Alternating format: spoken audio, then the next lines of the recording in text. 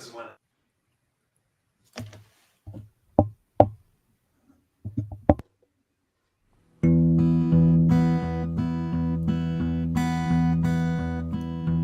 Go your own way, stones and shadows wide,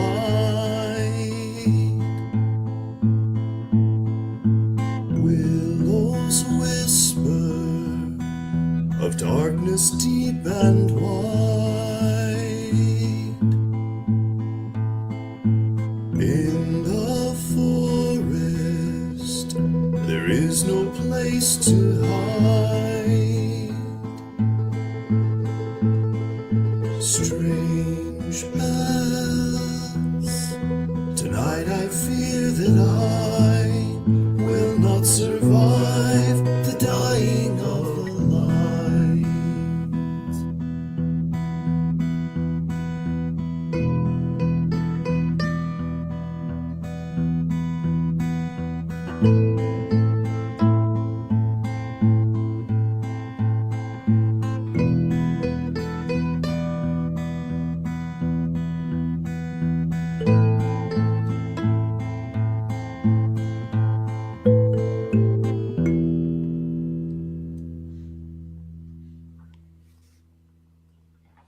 This is The Dying of the Light, Season 3 of the Starfall Collective.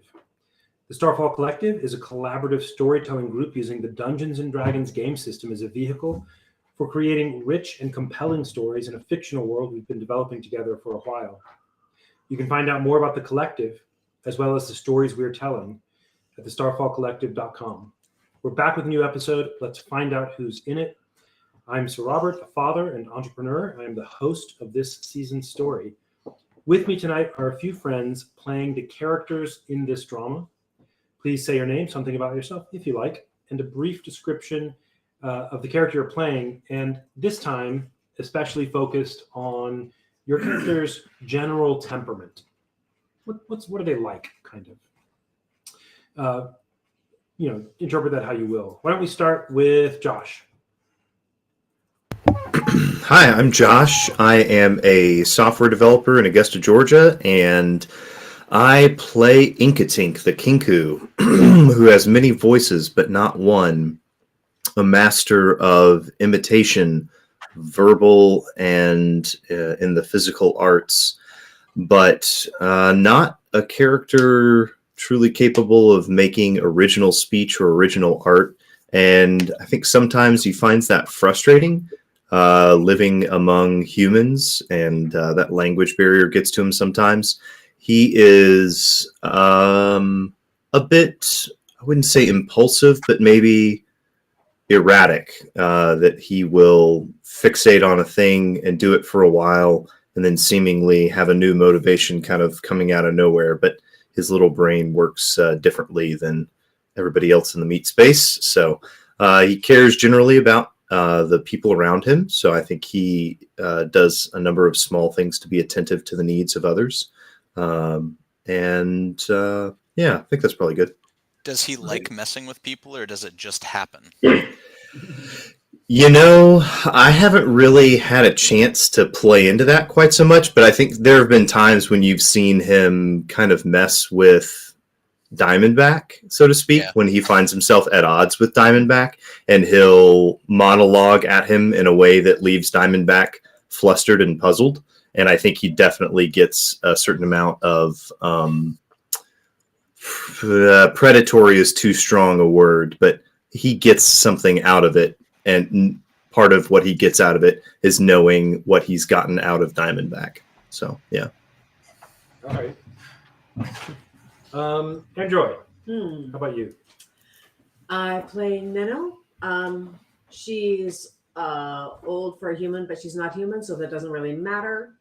But she's definitely older than her entire party, and also smaller and weaker, and feels the discomfort of that, because she really feels like she should be grandmothering, stewarding, mentoring, helping, shaping, guiding, etc. But she is not. This is not her. She is not an adventurer in her soul, although she's becoming more of an adventurer in her soul. But she was. and particularly a custodian of little people in the town, Tiny's kids. So she's not. It's uncomfortable for her to be out of her comfort zone and trying to shepherd and care for these people who are all way bigger than they're slightly too big for their britches, and they're way too big to be paying attention to her like she's used to kids paying attention to her. And she in particular is concerned about Diamondback. She's so concerned that she started kind of lurking near him to like eavesdrop on him and pick up whatever clues she can, because from her perspective, he is power hungry and very close, as soon as we get his token, to having a lot of power, but very without the character to be able to steward that power well. He's he's like a wave tossed in the wind. With whatever strikes his fancy, he will idolize somebody and 2 days later be convinced that they're a traitor and a betrayer. And that's not the kind of hands that you want to have filled with power. But it's coming anyway, and he's a persistent kiddo, so he will pursue that. And she's just getting more and more worried and is looking for opportunities to give him, in particular, all the guys, but particularly him, character growing opportunities, challenges. She would really love to get him a pet. That would be great. If he could have a pet and he could have something that is Snake. sure, but like one that he cares for, not one that he commands. Okay, so I'm not even in the room. I'm not. She don't see me.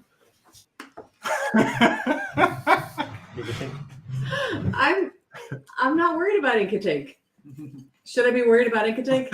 Oh, you said a pet. No, I didn't even track that. Oh wow, that's really funny. I would more think of Diamondback as a pet for Inkatink than vice versa. Okay. Certainly a pet project. Yeah, Well, something like that. that said, let's hear Diamondback. Matt, let's hear your rebuttal. I think that I love it. I think the other characters are relating to Diamondback in a very genuine way. I think I'll just add very, very shortly, probably the best way to describe Diamondback's character is zero chill. All right. He has zero chill. There's no chill available at all. What about when you put out your shoulder flames? They're back on. It sounds to me like he's on the verge of getting a no regrets tattoo. As long as it's not damaged and on his forehead. Know what I'm saying? Let's go with Belvari. How about you? Hi, I'm Vari, and he is a 16-year-old druid, and he is laconic. All right. But his pants are iconic. And then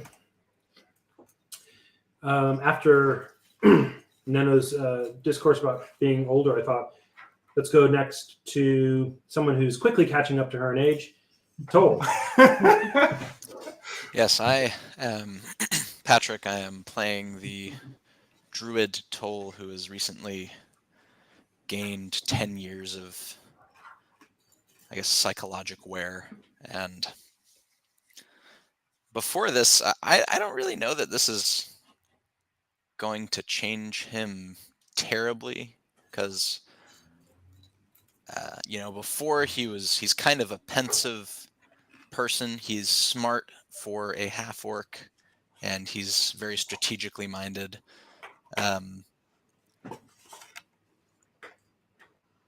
And so he'll probably just be that, but more tired now.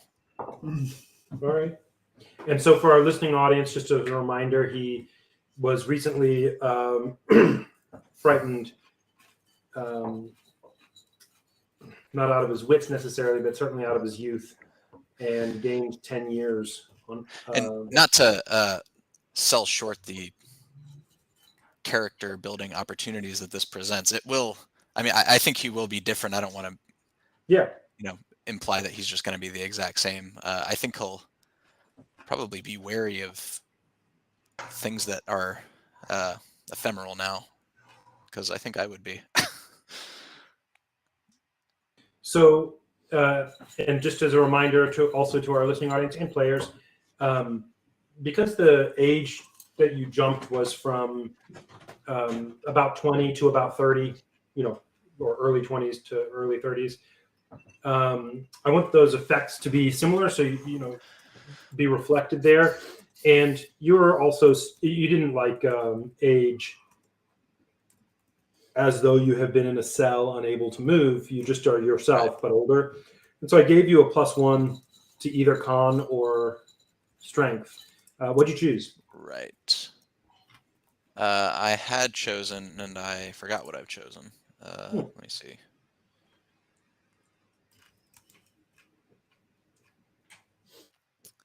Oh, I think I was going to do con, because that one's at an odd number, so I can get up to a +4. There you go. And You it's dirty little metagamer. Is it? But I think DBI Go handles that. Yoshka, Jared, how about you? Yoshka these last few weeks have been transformative for him. When he was with his people, was like a child among men. And even though he was a young man, he still kind of thought of himself as his dad's boy. But with the unfolding of events, has been taking on more and more responsibility and has, let's say, been thrust into adulthood and wishes that he felt more like his dad than he does. He feels more like his mom than his dad right now, and more like the mouth than the head. Does he feel the responsibility of leadership that we party people keep treating him as though he has? Interesting. Well, ever since, I guess I would need to know your perspectives on Yoshka. But Yoshka feels like he has some responsibility for keeping our lives. Less and less so Diamondbacks. So let's go ahead and start there. I wanted to it's been a while, and I want to refresh you guys and your listeners and the listeners with a little bit of information about the environment you're in. You know this already. There's nothing new in what I'm going to say. It's just a couple of quick paragraphs to give you a sense of the world. This is not specifically Garatone. This is just the forest. Excuse me. So water flows plentifully from the 6 rivers, which themselves flow from a common source. The headwater is far, far away. These waters provide lush growth everywhere. The world is known as the jungle, the forest, the wood, the bayou, or other similar names, depending on the region and its trees. The low wood, as it is called, carpets the land more or less everywhere. And these smaller trees, maybe 50 feet in height, are used for timber, firewood, orchards, and so on. The great wood, however, towers overhead, reaching staggering heights. In some places, these are gnarled oaks covered with hanging mosses. In others, fir trees looming over the mountain and meadow alike.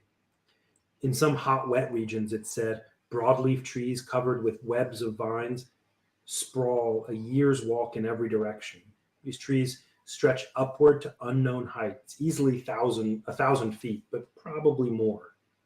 Their earth-covered roots make up many of the valleys and hills, and no one, it seems, has had the ability or inclination to measure the girth of their trunks. High overhead, their branches interlock to form a canopy that turns in slow cycles from brooding sounds called day to inky blackness called the night.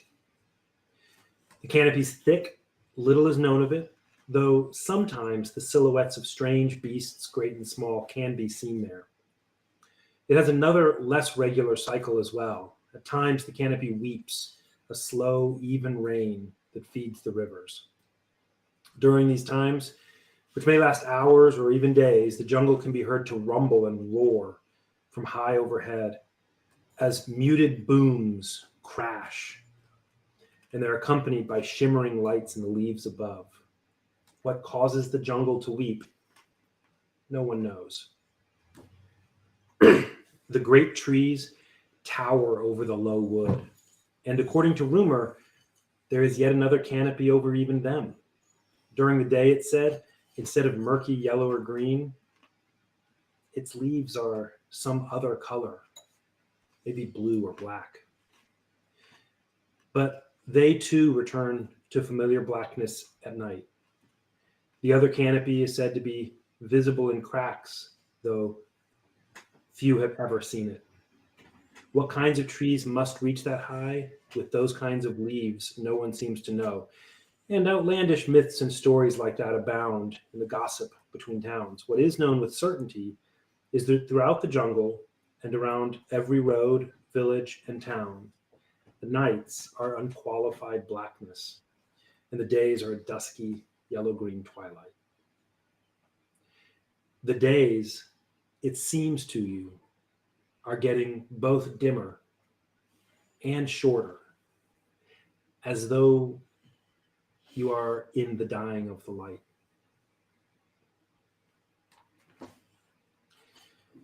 When in our last episode, we ended with our party exploring what they are coming to realize perhaps is some kind of town, city, something. It's unlike in kind anything that they've seen before in a number of different ways, not least of which is that as far as they can tell for everything that they've seen, the entire place is one seamless black stone. How it was made, or by whom, or when, or why, may not even have crossed their minds. Including the buildings inside. They're part Everything. Everything that you have found is that is made of this stone is all seamless, and it seems to be one thing. This city, as they may be beginning to think of it, is surrounded by a wall, the outside of which is sloped with dirt, making a kind of ramp or rampart, unfortunately on the wrong side.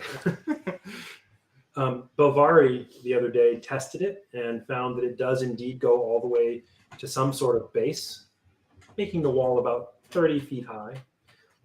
If he were to use his generally unlimited ability to move the earth in the way that he has been, he by himself, dedicating himself fully, would take a couple of years, 2, maybe 3 years, to excavate it completely. How it could be done is an exercise left to the players. There are lots of opportunities for use of things like magic, and also possibly Gathering. What's that? Gathering. Magic. Or Magic. That's right. Magic or gathering. Sorry. Or also possibly getting help. Gathering, actually. Yeah. Because I should say, magic isn't the only way to do things. It's just common. It is also possible to shovel things and that kind of thing. You can find a large number of people. That's right. Or corpses. Or corpses. People we don't have to feel bad about Yeah. grabbing. So, Yeah, I mean, you could not feel those Okay. people too. I'm When fairly last certain there are on the books child labor laws in this world, so They That are, was and an- they're very oppressive to children. Um, When I didn't say that, it was somebody else. No, I saw it. It was you. When last we met, the characters. It was. I have to get my charger. It was late in the day, and Somewhere I can find it. now I have to unplug it off the special place. Give me 1 sec. I'm going to pick up it late in the day. As long as the computer doesn't shut down.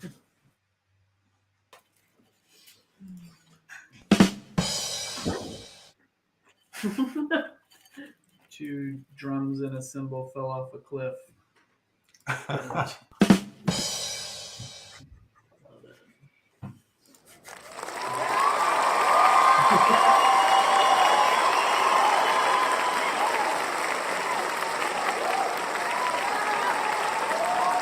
Wow, they're really enthusiastic.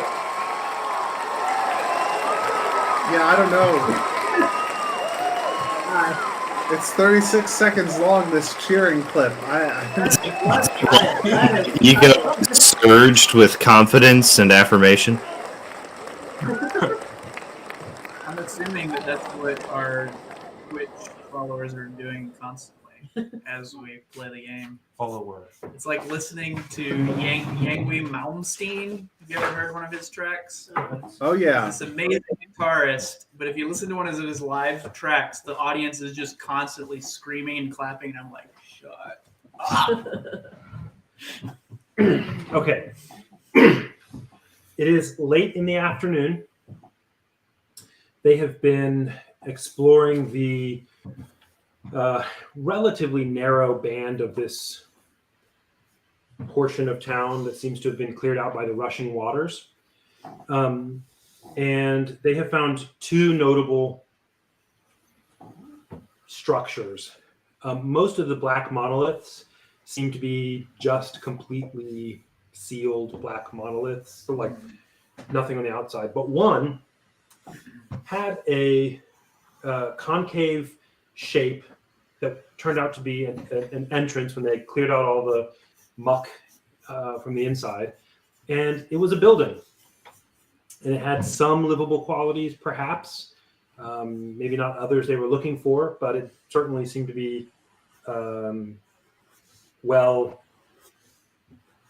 constructed or whatever. And on the upper floor of it, you'll recall there were some more circular instead of oblong. There were some circular indentations in the walls.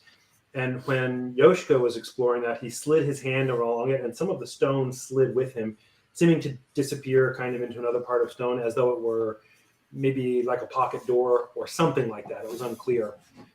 But it opened and revealed windows to the outside, or holes at least, that were a couple of feet wide, circular.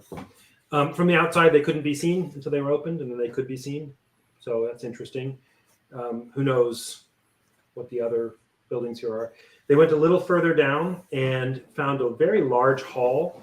It was probably about, probably about 60, 80 feet on a side, maybe roughly square, a little bit oblong. Had a balcony all the way around on the inside and was maybe 2 stories tall. The entire thing, one giant open area with a kind of cage made out of the same black stone, little tendrils of this black stone in the center, enclosing a teleportation circle. One of the parts of the cage was missing, and Diamondback spent making an opening basically to the cage. And Diamondback spent a minute or so taking note of the symbols and arcane details of this circle, as he has done with several others. At that same moment, Neno, who was outside with Belvari, while the others were inside this building, heard something tickling at the back of her mind, and it kind of clarified into a voice, and a voice she recognized, though it seemed to be almost whispering this time. And the voice was Garriott saying, "Can you hear me? They're coming." Neno, roll me. Here you go. You got something? Yep. Roll me an insight check. Wait, is insight what I want? Let me think here. No, roll me an arcana check. 12. Okay. This is obviously magical of some kind because there's no Garriott around here. You recall that it's possible to speak at a distance, and it's not an uncommon thing, but at this distance is you don't know of. At least how far you assume he must be if he's back where you last saw him. More than a month's travel southward-ish. You don't know of anything that does that, but you do recall vaguely that there may be a way within a short window to say something back.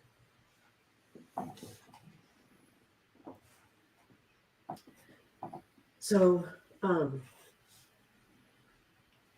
I couldn't tell from what I heard if this was good news or bad news, but Neno's disposition is to assume that it's a warning against a threat. Give me actually an insight check now. Okay. And let me set a DC on it for my mind. Okay. 11. Yeah, you're uncertain. Okay. Her inclination is to think that it's a warning against the threat. She's torn between trying to think back at him in her mind, but she doesn't know any magics that would make that be effective, and running to tell the rest of the crew to see if any of them know how to communicate with him. So she does both at the same time, thinking hard. Does both at the same time, thinking hard while dashing into the building. What she thinks is, Garriott, is this you? Who's coming? I will let you tell me if that's effective. And then as soon as she gets in, she huddles everybody up and tells them what she just heard. And with that, you, Aaron, now know as much as Neno knows.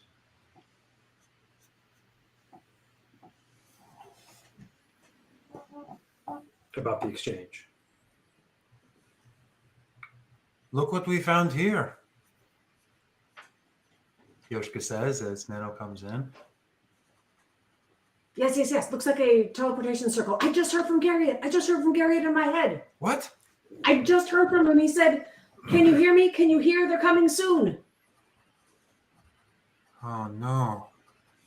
He didn't say who's coming. That must be the old blood. Remember their plan? Can you tell him to come through? I don't know how to tell him anything. I asked if it was him. It sounded like him. I asked if it was him, and I asked who's coming, and I haven't heard anything back. Can any of you guys talk to him? He had access to a teleportation circle. Could we whisper to the circle, through the circle? Maybe it's coming through there. Did you guys hear him? Did any of you guys hear him? It's probably like a message magic. Just say it back. Tell him to come through to here if he can see where we are.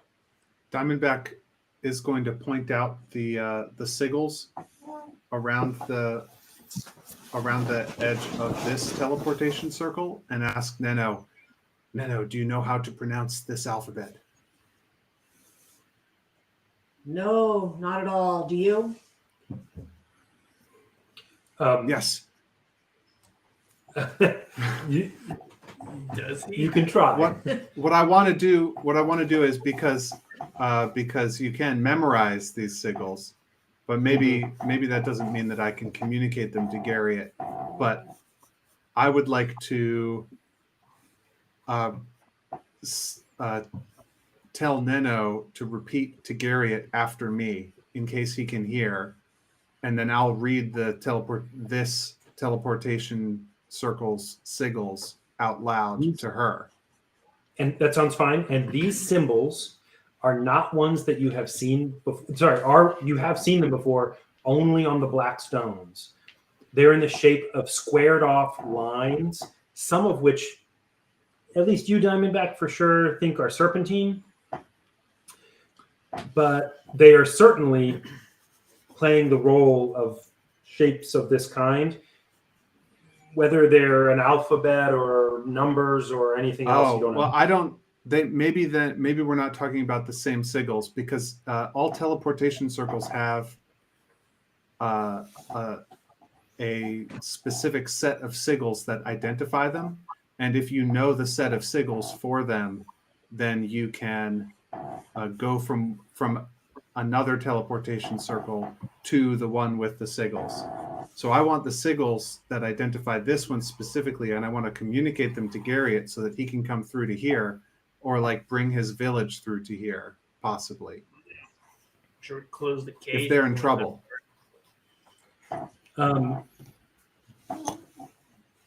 Where do you see that they're always the same for all? I'm not disagreeing. I don't see that in the teleportation circle spell. I'm open to it. I don't know that. It's just an aspect of the teleportation circle spell. As you cast the spell, you draw a 10-foot diameter circle in the ground, inscribed with sigils that link your location to a permanent teleportation circle of your choice, whose sequence you know, and that is on the same plane of existence as you. A portal opens. Any creatures that enter the portal instantly unoccupied space. Many major temples, guilds, other places have permanent teleportation circles inscribed somewhere within the confines. Each such circle includes a unique sigil sequence, a string of magical runes arranged in a particular pattern. Oh, okay. It's calling it a unique sigil sequence, which is a string of magical runes arranged in a particular pattern. When you first gain the ability to cast a spell, you learn the sequence for 2 destinations on the material plane, determined by the GM. You can learn additional sequences during your adventures. You commit a new sequence to memory after studying it for 1 minute. I see that you could definitely you can create a permanent teleportation circle by casting this spell in the same location every day for 1 year. Mm-hmm. Presumably, Diamondback thinks that this spell that he's familiar with is what was used to create the teleportation circles that we've been encountering, and so he's assuming that they will have sigils like this. And indeed, you did let me memorize the sigil sequence for the one in Garriott's town. So that one was probably created with this spell. I'm assuming that this one is, and I tried to learn the sigil sequence for it last episode. I would like to sigil sequence for it, but I would like to communicate that to Garriott. Yeah. I mean, each teleportation circle has its own unique sigil sequence. So I want to. No, I mean there's a different language of runes. All right. Well, the main thing is we try to convey the sigil to Garriott. Yes, I just wanted to clarify that so that I understood what was happening. Yeah. Do we have components for the spell? Because if we do, we can just cast it, right? This is too hard of a spell for us to cast. We need 6. It's a level 5 spell. Oh, okay. This is powerful magic worked by great wizards. And we don't have any of those on our team. So, not yet. So, go ahead and do your communication with Garriott. Okay. And by the way, you can totally describe the symbols. They're not like super complex. Great. So Diamondback says to Neno, since you may be in contact with Garriott, it may be possible for him to bring his people through here to safety. If we can communicate this sigil sequence to him, repeat in your mind what I'm about to tell you so that Garriott can hear it. It may be a way to bring him to safety. And then I presumably make some kind of arcana check to recite the sigils in a way that Garriott will understand. Okay. Before Neno is willing to try and communicate these, she needs to know how to communicate with Garriott. She has no clues yet that he has heard her. Guys, what do I do to make him hear me? Just try. You can say it or think it. Just try what you can. Don't worry about it. Okay. Think as though you were reading in your mind, but without moving your lips. Okay. Okay. She thinks, Garriott, are they coming to you where you are, or are they coming to us where we are? And who are they? She listens. And then she tries the same thing, shouting. Nothing. Haven't we cast the message spell from components before? Yeah. Yeah, that spell has a range of 120 feet. Really? Okay. Sorry. So this We is used to mysterious have, magic. like rock things that we could hear the baddies Yeah, through. but the Iron Bell had the other halves of those magical walkie-talkies. When you heard it, who was with you? Did anybody else hear it? It was just me right outside this building right now when I ran in. Oh. Balvari was there. Oh. But Sorry. I'm not saying you were everything you said is true, but you could Yoshka, you could say Balvari, whatever. Oh, if he's outside the building, then it's because he stayed despite me grabbing his sleeve and running away from him. Did Belvari hear it as well? In your hand. I don't know. Balvari, did you hear Garriott? That traitor? No. Everybody who would like to try to understand which magic this might be or how this magic might work, roll me an Arcana check. Toll didn't hear it in his dreams, did he? You could have, but you didn't. Neno's the only one who heard. I had you each roll, and Neno was the one who heard. Oh, okay. I didn't remember if I had rolled for that or not. Okay. What was the check again? Arcana. Inkatink rolled a 12. 21. 16. No. Okay. Just let. Balvari, are you hearing this Yeah, I mean, from outside the door? I'm outside looking around and Okay. listening. So Balvari, Toll, you're not this part. So Balvari and Diamondback, both of you have heard of a much, much harder message spell to cast called Sending. It's a 3rd level spell, which would mean 4 components, and not something that y'all would have encountered much, if at all. Its range, you might not know its range actually with 16, but Diamondback, you would have known its range is it's about 25 words or less, so the same as message, and it's any creature with which you are familiar.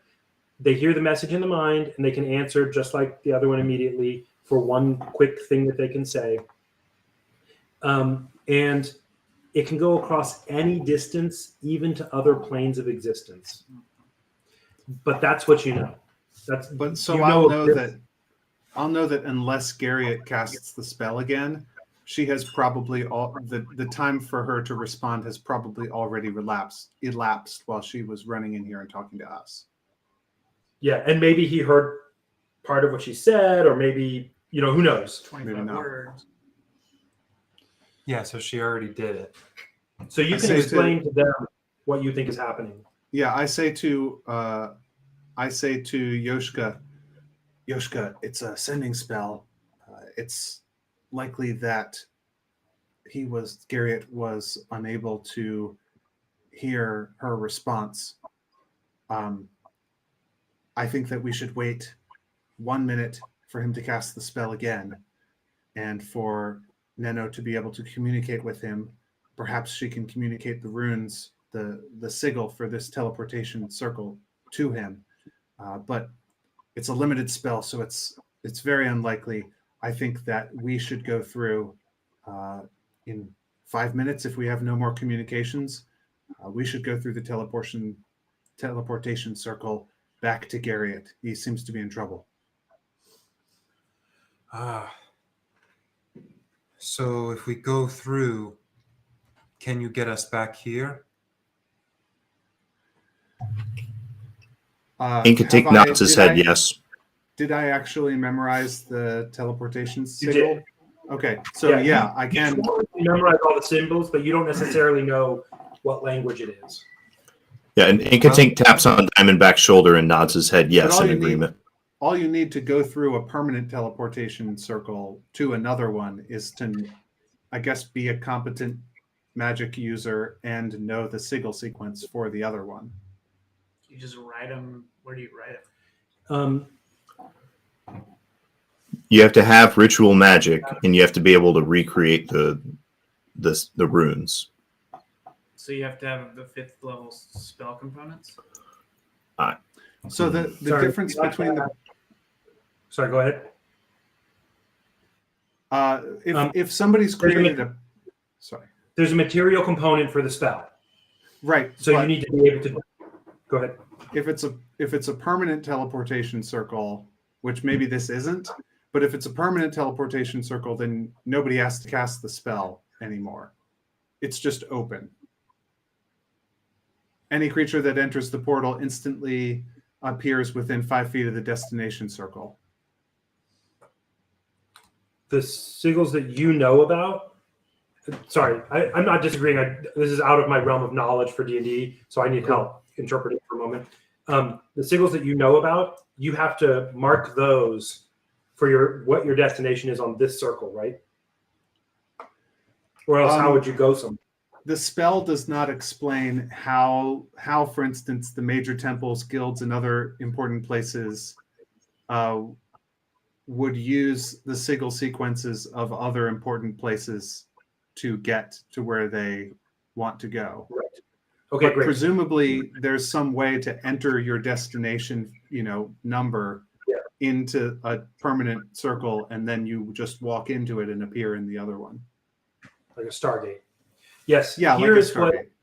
But Let also, me. DM, it's completely possible that these teleportation circles were not made with this particular spell, and Diamondback is barking up the wrong tree. It's completely, Sure. this could be a homebrew thing that is part of this environment, but not, Anyway, go on. Let me tell you what Tell you've us. seen before. The Dryads cast the teleportation circle spell, and vines came up out of the ground. Remember, they were in that thorny growth and made these symbols on the ground. And then the leader Dryad threw some gems onto the ground, which landed exactly in several spots with coiled around them tendrils of vine. Sorry, you were going to say something? Oh, just as I'm reading the teleportation circle, it looks like the spell is cast to go to permanent teleportation circles. Mhm. There's not like some sort of connection between permanent teleportation. You don't have to go from the circle.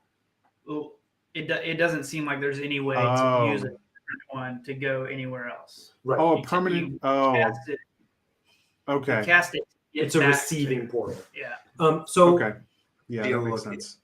Garriott, maybe knowing something, maybe not, did cast his teleportation circle in the teleportation circle at Miradau. Did he have to? Who knows? Maybe it's Maybe he somehow knows. less components to use or something. Or maybe he just thought you did. Oh yeah. Who knows? I could be wrong. Yeah. You arrived at an obscured teleportation circle in the woods that you were not able to read the symbols very cleanly for, if you recall that. And that was right before he handed us over to those bloodthirsty Or Van. cave dwellers. No, he gave us a clue. All right. So where you are right now, this is what you guys know. You have seen the teleportation circles cast twice, right? You have seen 2 permanent teleportation circles. Yoshka, you have seen others on your travels to towns, but you probably did not memorize the symbols. So Diamondback's recommendation is let's wait a minute. Sorry, I'm gonna wait a minute. Diamondback's recommendation is let's wait a minute to see if we hear back from Garriott. Otherwise, go and try to get there. And then Yoshka says, before we have to do this, it'll help me understand some maybe mechanics. Yoshka says, but can you get us back here? And by the way, I liked, it was helpful, your interpretation. I hadn't put together that it's not exactly the same as a Stargate, because really I was thinking Stargate. Gotcha. I mean, you can make it a start. Yeah, but I hadn't gone that far into the mechanics. I was just trying to understand what D&D is doing. Right. And I have a system I was using here, which I think adheres, but maybe there's room for ambiguity. Well, So I go think ahead. that Diamondback doesn't.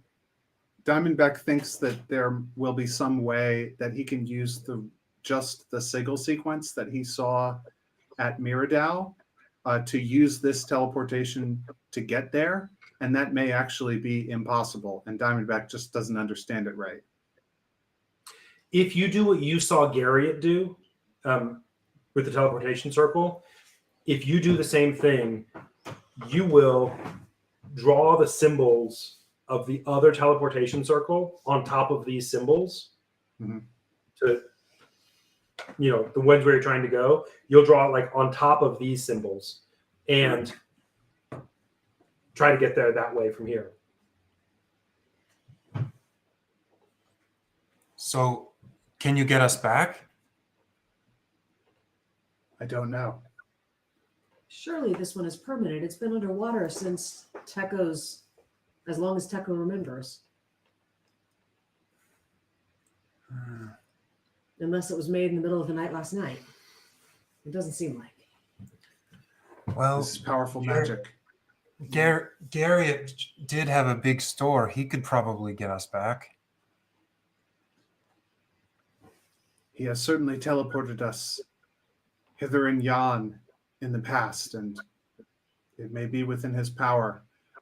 But if we get to there and rescue him, will we even want to come back here?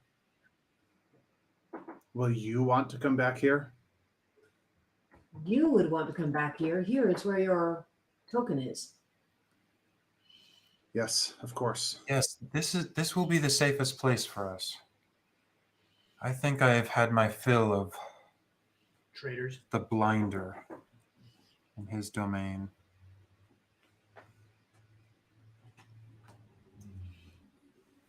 Well, do you want to try sending me?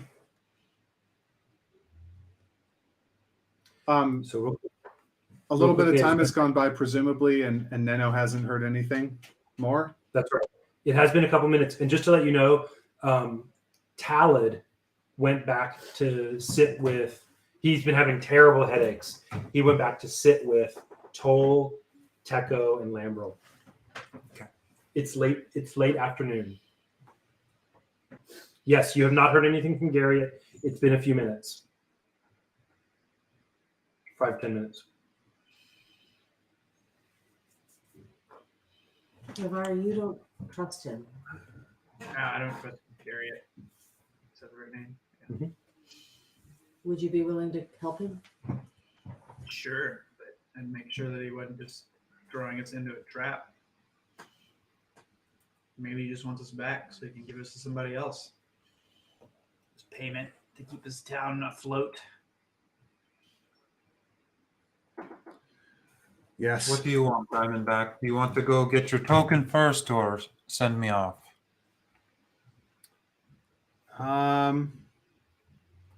If he sends I you think off, that Diamondback thinks back to Garriott's quest to collect the components for the wish spell, and thinks that if They that don't know quest, that, by the way, unless you told them. I think I might have told them. Okay. Only you saw Yeah. his thing. That's how Right. he convinced me to leave when the long night was on. Yeah, I think that Diamondback thinks that Garriott might be the best hope to free us from the Iron Bell, and Diamondback does not see this dragon as super trustworthy, and so although he's not 100% trusting of Garriott either, I think that Diamondback would favor trying to help Garriott if we can. So he'll say, "Yes, Yoshka, I'll try to send you through if that's okay, Okay. and then I'll come through as soon as I can afterwards." And as Think you're it's saying that, Inkatink pipes Tell me up. Okay. Give me a sec, Josh. Just one sec. As you're saying that, Neno, you hear again another short burst. I can't talk again. Bring gems. He says he can't talk again. Bring gems. What? He said. Ah, okay. Tell him the sigils. I Best you begin. can. I begin narrating the sequence of runes that constitutes the sigils of this teleportation circle. Inkatink shakes his head.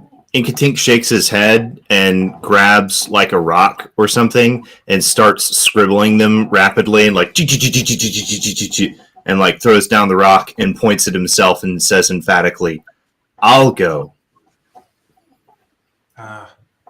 Yes. He's gonna need gems though.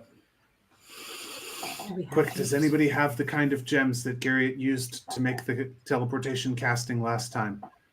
I don't. Note that Garriott and the Dryads used gems when they did it. I have no gems of this kind. But he is What color were they? confident that we can go to him.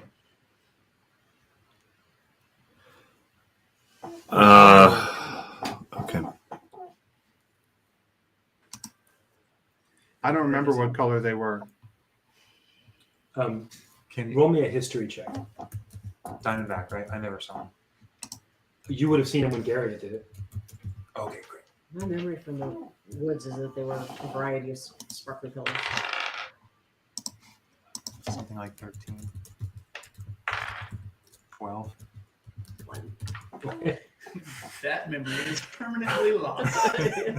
Neno remembers they were beautiful. Yeah. They were actually hideous. Anybody else? Did anybody else try to remember that, or was it just Sure, it's a history check. No, I don't remember. okay? Your recollection is that they were a variety of gems, including probably semi-precious stones. It could have been some like ruby or emerald, or some like turquoise or quartz. It wasn't like a. I think maybe it doesn't matter. Just any. Do we have any gems? All I see are the black rock, and we can get shards off with a lot of effort, and the float stone. Well, yes, maybe we could try this black rock. Maybe we could try this float stone. It's now floating a few feet above a mucky plain in our. Oh, yes, let's Downlit. go see it. And that's where Diamondback needs to go for his. I wonder, can we move it? It's a little bit to the north here. Y'all are just into the south of the town, of the entryway. The muck is several feet, like 4 or 5 feet thick, to where you will need to go. Also, there's a general slight hill going up that way. Not super slight, but it's, you'll probably need a couple of hours at least to get through this thick muck. It's going to be dusk soon. No, the best place to get gems is a dragon. They are notorious for hoarding pretty objects. Perhaps we can borrow or That's a steal, good thought. or the dragon might just give us the gems that Garriott needs out of goodwill. Inkatink But I would think like. the dragon is the best. Inkatink will pull out a mold stone or shaped stone or whatever and try to shape off some chunks of this black rock and then like give it a shot and see if that black rock is at all able to activate the teleportation circle. What does "give it a shot" mean? Tell me what you mean by that. Sure. Know So what's gonna work. yeah. So Inkatink goes and gets the black rock and brings it over to Diamondback and just says, "Try." Yeah, Diamondback will take these black rocks. He doesn't think it's going to work, but he will attempt to copy the spell that he saw Garriott doing. It's And I'm not a gonna spell do- that he knows, so if there's even a check for this, it should be a very high DC. Was I there? I'm trying to remember. I don't know if I was there or not. I don't know if I can help. You were there for the one where Garriott sent us all out of the basket town. You were. Yeah. Okay. Then if it makes any difference, I'll help. Okay. Go for it. Give it a try. Matt, you're going to do what? I'm going to attempt to cast this spell. I do so. Now, what you recognize as casting this spell from what you've seen before is drawing the symbols of your target and Mhm. putting the symbols and glyphs as you draw them have, for lack of a better word, illumination in a sort of medieval sense, right? You do that, and there are obvious spots where stones or gems would be in the drawing. What are you drawing with? I'm using my knife to scratch. It's not effective on the stone, not meaningfully. Cool. Does anybody have anything when we saw this spell cast before? What did Garriott use? He Do you had have some a pen? inks. Inks? He had like an expensive set of ink with some brushes, like hairbrush. And he made a set of sigils, and also the dryads used vines that grew in that shape. Yes. All the thread we could want. If thread will do it, we've got it. I attempt it with the thread. So you spend 15 minutes getting those shapes in the right spots as best you can. You set the black kind of chipped stones in there. Nothing seems to happen. Listen, I have a magic for this. Let me try this. And Yoshka casts illusory script on them. You write on parchment, paper, or some other suitable writing material and imbue it with a potent illusion that lasts for 10 days. I'm just checking to see. I want to understand what that is. I've seen that before, but I don't know.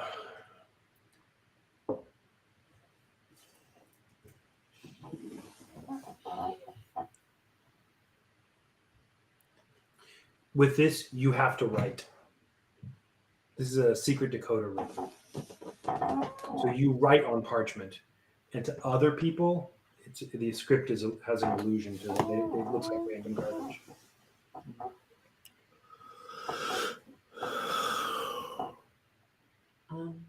Oh, yeah.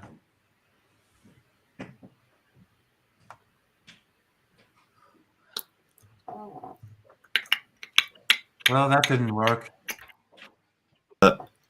Does anybody have locate object? I have one ingredient for locate object. Two instances of the same ingredient. 2 instances of the same ingredient. If you think Object in Toll's pouch. I don't know if anyone would know that.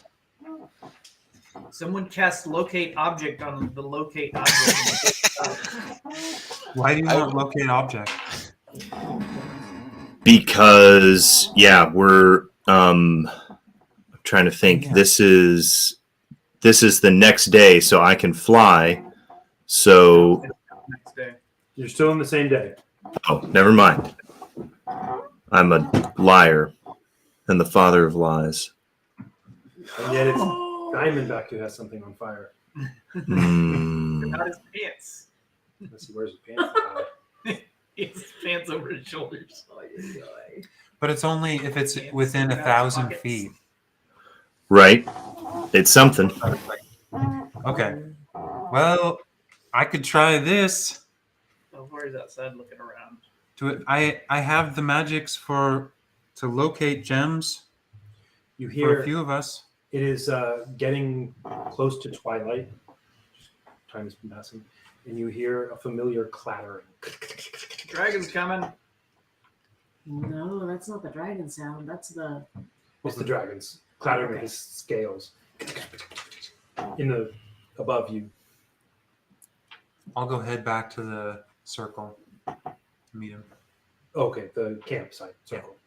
Who else is going to go? It's going to take you half an Diamondback, hour. I think we might be able to get your token tonight. It's probably safe to work in here, don't you think? Let's just go speak to the dragon first. Yes, let us speak to the dragon in case it is able to give us any of the gems that Garriott needs, and possibly We'll to go help us your trader use the to teleportation save circle. What was that, Belvari? We'll go talk to your trader to help my trader. No, I don't think it. Let's just talk to him. Give him a chance to speak for himself. I'm interested to hear what Garriott has to say for himself. So we go back. Okay, it takes about 45 minutes. It's dark by the time you get back. You're probably close to half an hour. You're walking back down the town. You got to go back up around part of the circle. So it's a little walk. It's been a full day. Yeah. I hope Garriott doesn't die tonight, but we probably should sleep. Wait, so how big is this again? Half mile diameter. Ballpark. And we went close to the center, so we had to travel Not like a that close to quarter. the center. You went part way up, but climbing over through the little tunnel, over the terrain. It's not like rapid going through slogging through the parts you're slogging through and stuff like that. So it wasn't just like a half-mile walk on a road. Okay. It's like trudging through a marsh or something like that. Something like that. It's still drying out. It's whatever. The road that y'all cleared was hard, clean to walk on, But once you get out of that part, it's a huge amount of water just went through all this earth. So you get back to the dragon. He and the unicorn are both actually there. They are, as they have been each night. He's not coiled up, but he's next to the spot where y'all are. Toll is there. He sees that you're not there. And sorry. Can y'all hear that cat? That cat better not play D&D. It's a very vocal cat. That cat my initiative. I rarely hear the other sounds that it Good. seems like they hear, like the dog, but I definitely hear the cat. Do you? Okay. That cat better not take out a credit report on my credit. What? That cat is not my doppelganger. Okay. They have 9 lives, but they're 9 different peoples. Yeah. Nice. Maybe it's Spiritually schizophrenic. Hey, I just had the idea. What if I foraged for like some sort of freshwater mussels that had pearls in them? Is that an idea? You go do that. That's Why going don't to you go work. put a single piece of sand in each muscle that you find. Maybe if the dragon won't give us any. So you get back.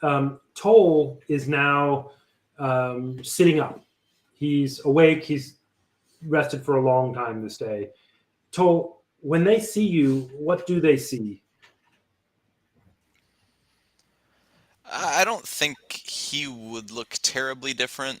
And it would probably be hard to place quite what was different at first. But, maybe his face is a little wider and his eyes maybe a little sunken when they weren't before. You've put on some breadth in your shoulders, just filled out some, and you're super, super hungry. Eating a lot. Sounds about right. Okay, but you're not.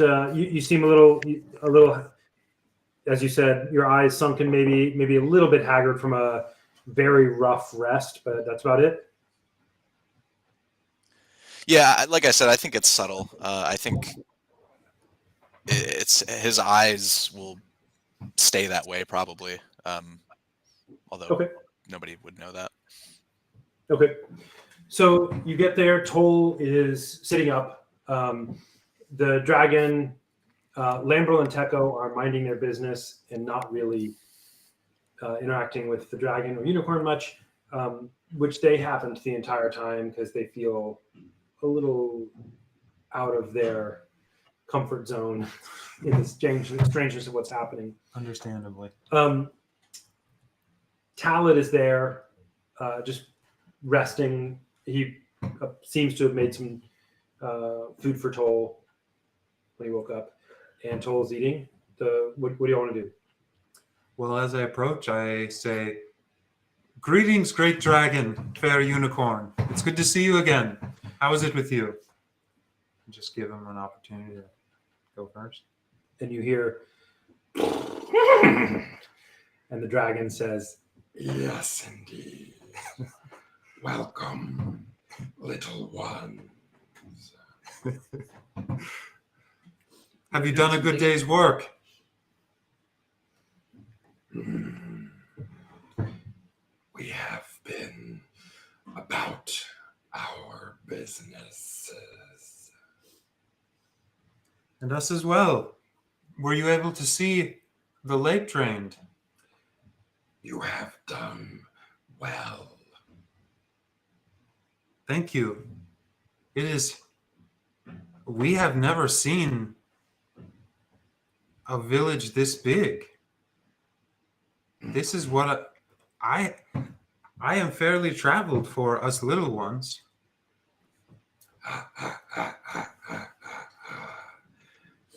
Yes, you have never seen a place like this.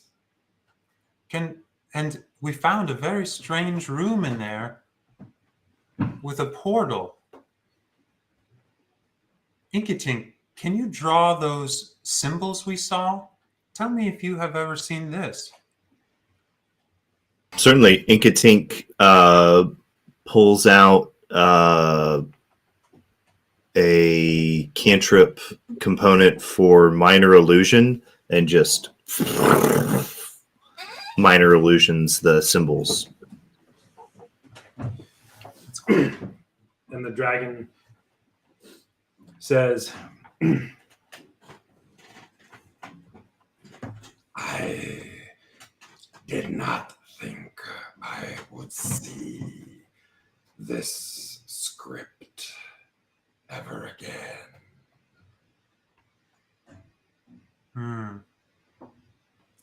Is it from a people long ago? Indeed. The ones who lived in this black city? Lived.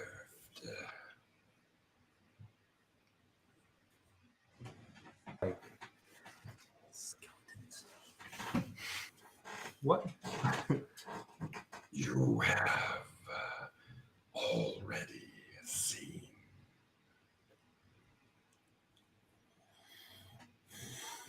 Is this Garatone's undead?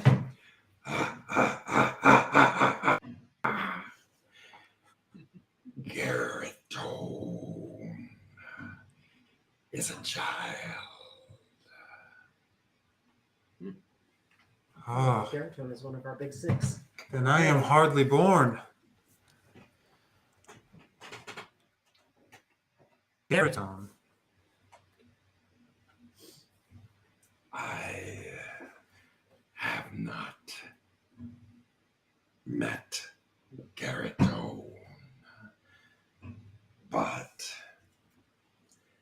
the young one called me ancient before he saw this place.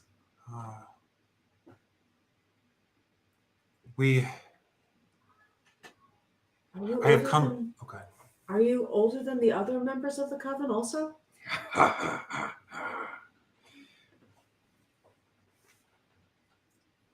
And that's all we get on that. Okay. I have come to hate him more than ever today. We Naga Bai Sujan. As I said, you have seen. This was hers? Well, so Rasanala would say. And was she not of Garatone?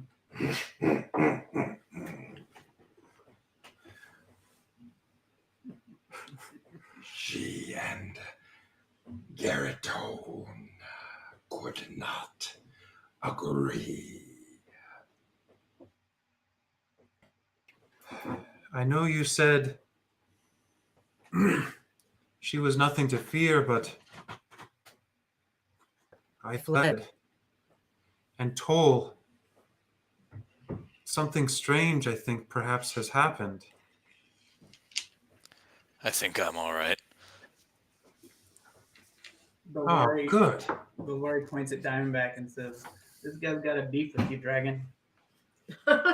Stirring up blood. And he swings his big head towards Diamondback and says, and then looks at Bavari and says, Well, he is large for his size. Diamondback is like arms crossed, tapping his foot, like useless riddles that are going to lead us into disaster yet again. What's the point of being wise if you can't even answer the simplest questions about things? Is he saying this stuff out loud? Diamondback feel the No, sting but of it's what he just heard? no, but it's all over his face that this is like complete BS, like wisdom that's like less than useless, actually harmful. And the sooner we get these gems that our ally might need, the better. But I'm not going to talk to this dragon, hoping that like Yoshiko will do the actual asking. Have you passed over Cinderon's domain recently? My lair lies therein.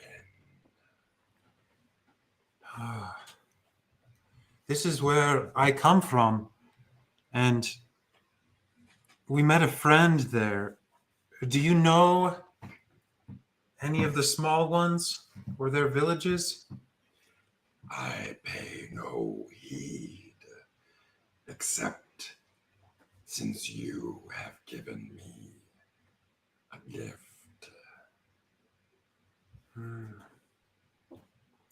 When we were there,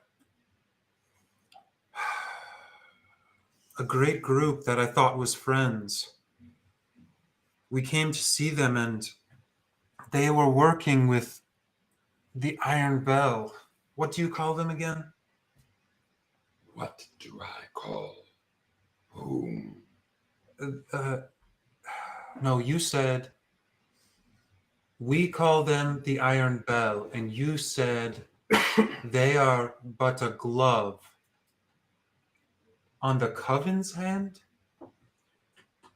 That sounds like something I would say. Okay. If you have asked me about the goings on of men, I may have said such a thing. Well, we have heard from that region that Simderon, we call him Simderon the Blinding. We have heard that he has been planning something for many years and is now ready to, I don't know, make some horrible harvest. And the only good folk we came across, they are calling for help. and asking for small jewels. I think to come here. Do you know the magic where there can be circles and you go to the circle from far away? Yes, of course. We are in need of gems to help them flee here. Do you know where any gems are? So, I have given you a lair to start, and you would like a horde as well. I see.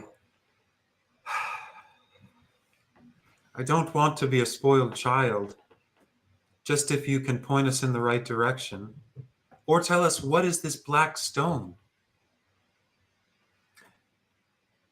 You speak in riddles more than your kind usually does.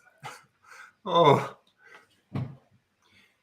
The black stone is black stone.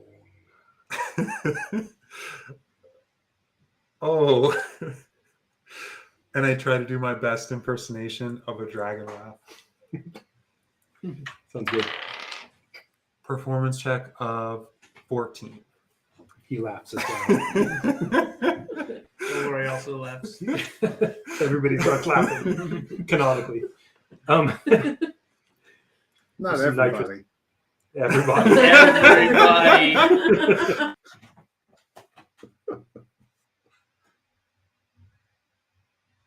Uh-oh.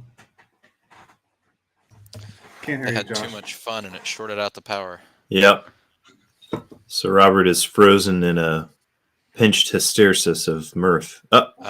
Yes, no, the joy has ceased. They have returned. Nope, never mind. You're- Somebody chuckled again. Yep. 5, 1.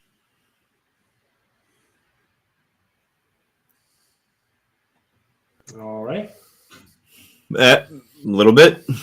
We're getting you just 1 second, and then 1 second on, 5 seconds off here.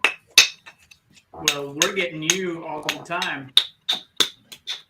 How is it that we only ever hear Dwight when you're having issues?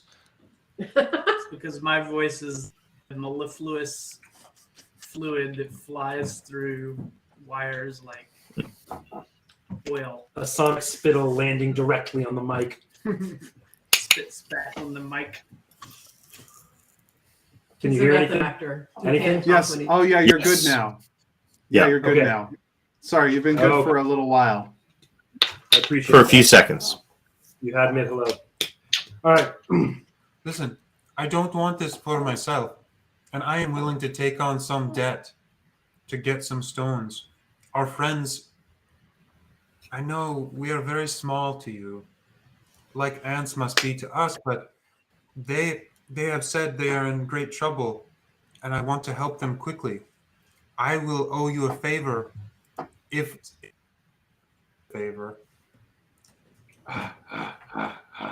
you can help me. I do not know of these ants who speak.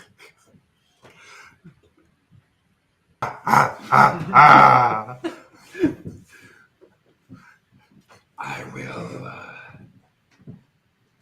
do one last thing. Tonight, I will cover you again and then be on my way. I will pay you for a task, a promise of a task. Okay. At the sound of that, Inkatink's feathers all fluff as he is filled with a shock of terror at the prospect of owing a dragon a promise. especially a non-specific one. Sir, are you by any chance flying back home to the land of Simderon? And would you mind some hitchhikers?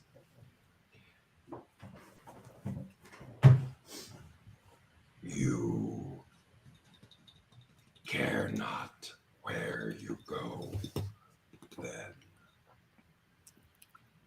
I want to go to my lair. I think Inkatink casts another minor illusion and shows, or whatever his name is. That was pretty good. That was better, but still wrong. I can at least hear that it's wrong.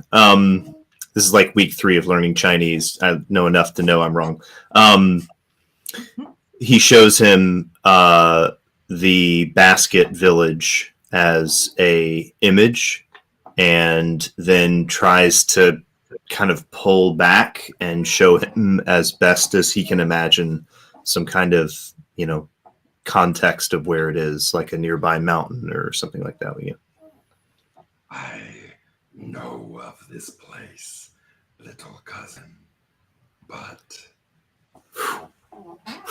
I'm going to roll a con save here. Just bear with me for just 1 second. Wow. 5. Okay. I think I stagger. It's not a 1, but Inkatink definitely staggers back a little bit. Would he have swooned if it was a 1? Yes. He would fully swooned like he was in a cartoon. That's right. Someone get that girdle off! His eyelids and every feather fluttering. Yeah. He says, you are of more value to me here on this task. He's calling the note now. and he shivers and shakes his scales and back and forth a couple of times with the little wormling. They go back What and does forth. he even want us to do here? He hasn't even told us what to do. Does Diamondback say that? No.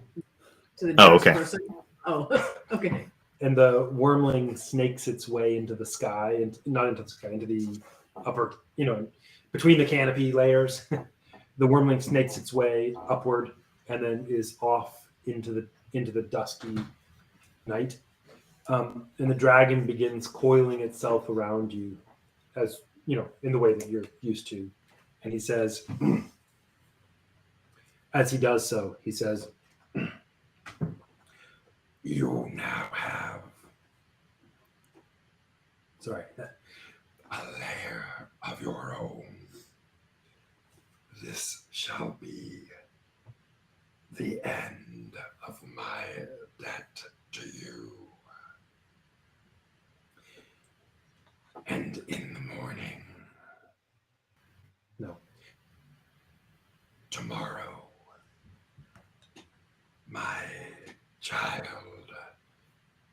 will return with payment for you.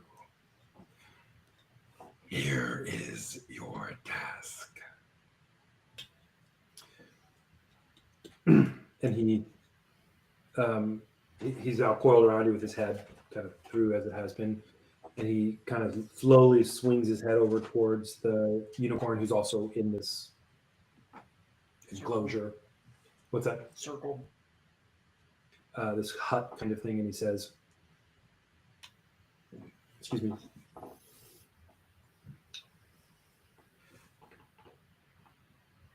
You have done your errands. You must help this creature to find her own.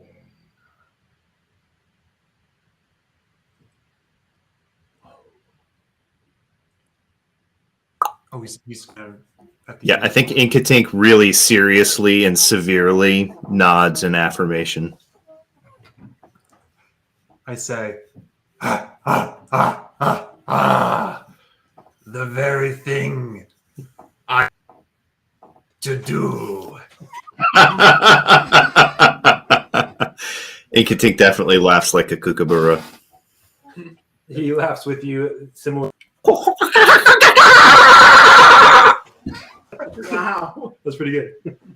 Let the debts of friendship go on being paid, for as much as you will deign to small creatures. And he says, How many gems do you seek? Yoshka looks at Diamondback. Everybody looks at each other. Can we make some Robert, arcane I check? need to remember what the number of gems that Garrett used is and multiply it by 4. okay. Roll me a history. Well, you know what? You memorized all the symbols and shapes, Yeah. which would have, as I said, the illumination in them has obvious meaning there. You need 12. Okay. I want to be able to get there and get back. And maybe do that again. But I don't know how valuable small gems like this are to the dragon. So y'all are obviously. I'm going to say Maybe- 30. 48. Maybe Yeah, you mean you're gonna want 48 if you want to get there back twice. Yeah, 30 does us no good. 48 seems like a lot. Well, ask. You have not because you asked not. How about a nice round 50? I'll say. This I is all say to happening. Yoshka. I Let's- say to Yoshka, 50. Happening while we're in a huddle, like a football huddle, with our arms around each And I other, say- heads in the middle. and I say, and maybe the inside of dragon's him. head is also there. and I say, maybe a pile as big as us if you can find it. You're talking to who? The dragon. And his head being there also says, I think we should ask him for 60.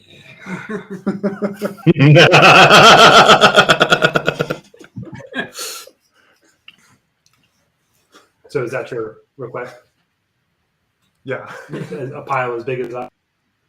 He says, It seems small to him, surely. And Belvari pats him, including you. he says, What sorts of gems? Oh, it doesn't matter. Just the nice looking ones. Beryl, Least favorite. carnelian, jasper, ruby, emerald, no quartz. Rutabaga. Quartz is not valuable enough. Gypsum. he This chuckles is the a answer lot. Diamondback gives. The specific names of gems that can be used in spells like this. He generally chuckles. You know, he's seems to be having a good time, and then swings his head back around and starts talking to the unicorn. Yeah, I cast comprehend languages and try to eavesdrop. Okay. As you do that, we take our 10-minute break. We'll be back in 10-ish minutes. We're gonna take whatever the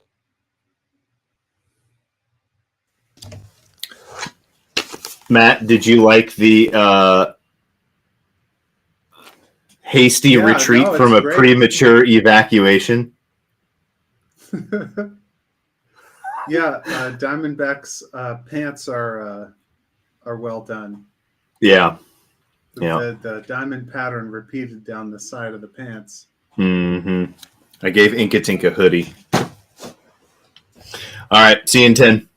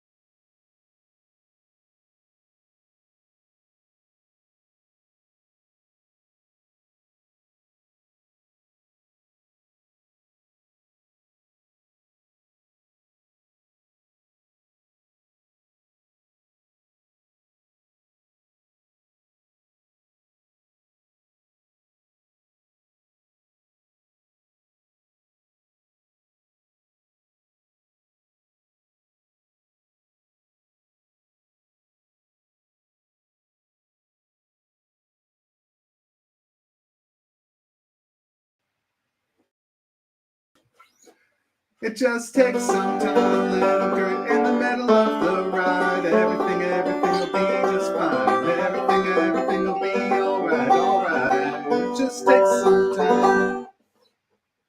Hey, don't write yourself off yet. It's only in your head you feel left out. Look down, no. Just do your best. Do everything you can. What their bitter hearts are gonna say.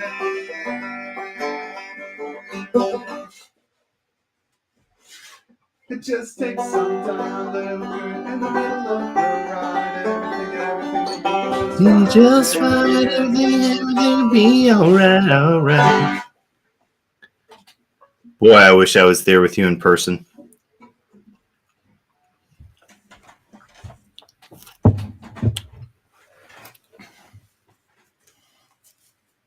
Just take some time. Everything will be alright.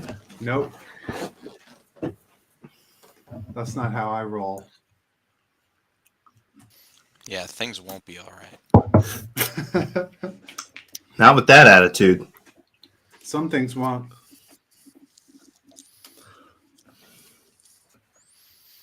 So what's Toll's facial hair situation like? I don't think that this aging that he just went through caused him to grow hair. I also wanted to mention that I don't think it's white, but it's probably gray now. But I don't think it caused a change in like the length of his hair or facial hair or tusks or anything. Well, I don't know. Maybe his tusks would grow. A little bit thicker. Yeah, who knows?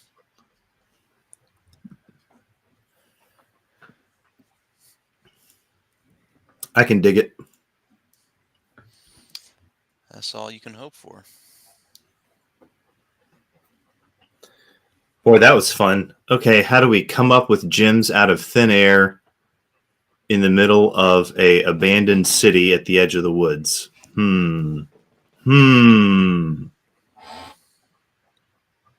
know how. We got a dragon. They always got gems. They got gems That's out right. the wazoo. They're known for it. They're famous for their gem thing. Cash. We might not be able to get any out of this one. His kid's bringing some in the morning. Oh, nice. Yeah, Yeah. plus yeah. We get to help a unicorn go home. Find his family. That's fine. Now we also owe a favor to a dragon, though. No, but the favor is the unicorn mission. I thought we owed him another. I thought he was giving us the lair because we saved the unicorn, and we owe him another favor now that he's giving us gems. The lair The is favor- payment for saving his kid. Yeah, the layer is payment for saving the kid, Oh, okay. and the gems are payment for the unicorn mission. Gotcha. So speaking of old-timey banjo tunes, have you boys ever heard a switchel? No, and This it looks very unhealthy. Contraire, my friend. You drink it for the health benefits more than the flavor. This here concoction is water, ginger, honey, and apple cider vinegar. Okay. No, I've heard of something like that. It wasn't called that. It's called Hipster Gatorade. It's not bad. I mean, if you like sweet and sour stuff, it's sweet, it's sour. And it's stuff. Your stuff. Indeed. All right, we're back. You want to get into it? I'll take potent potables for 600, please. All right. Oh, Let it be. Spent many years of my life trying to make potent potables. That's right. Oh For grad. my word. So this woman tells Alex Trebek that what she's into is nerdcore hip hop. And she's like, yeah, for, it's people who sing about stuff that they like computers and having difficulty finding romantic partners. And he's like, So it's for losers. You're like, good lord, Alex. Good lord. Have some class. That's right. All right, everybody ready? Ready? Yeah. All right. So we pick up approximately where we left off. It is now the next morning. I glossed over. Everybody gets a long rest. Hey. Hot dog. Yeah. No hot dogs.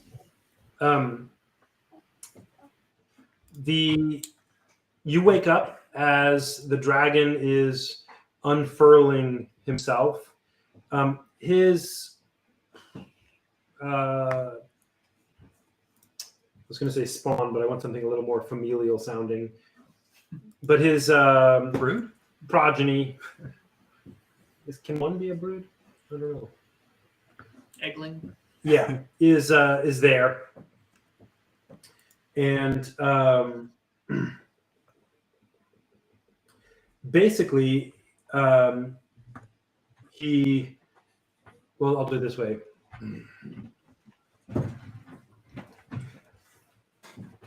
Wake, children.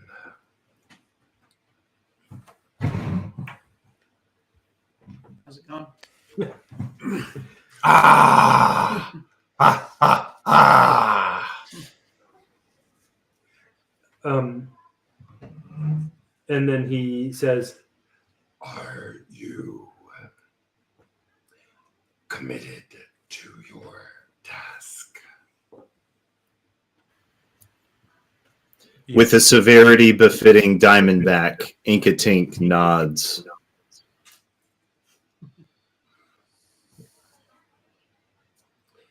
and he turns and looks at especially Belvar and Diamondback and says, And you. Mm-hmm.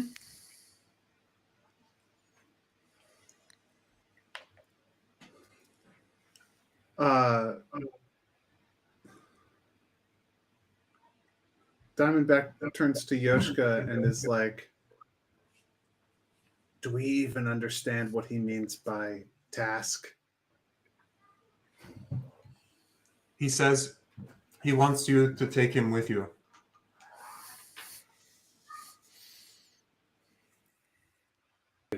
That's what Yoshka says to the dragon. he wants Diamondback. Sorry, say it again. He says he wants you to take him with you. And he goes,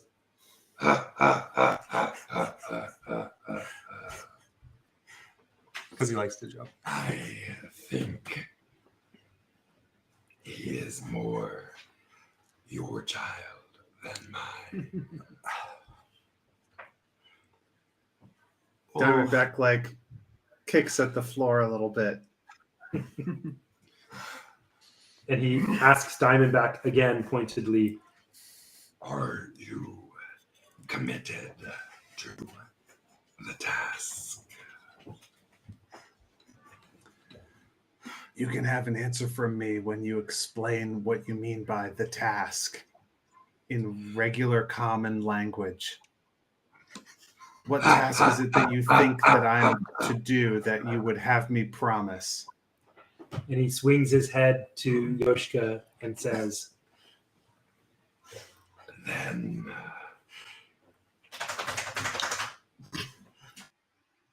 fluttering of his scales. I'm just kidding.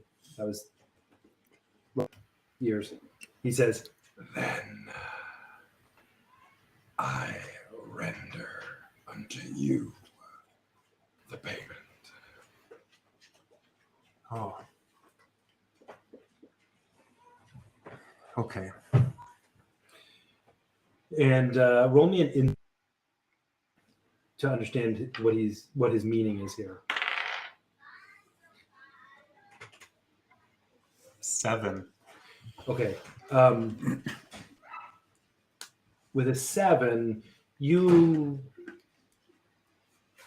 feel like there's some implication, but it escapes you. Like there's some implied consequence of what he said, but you're not quite sure I'm what it trying to is. catch it. What's that? Can I try to catch it? You may. Diamondback, you can try too, but with disadvantage. 21. Okay.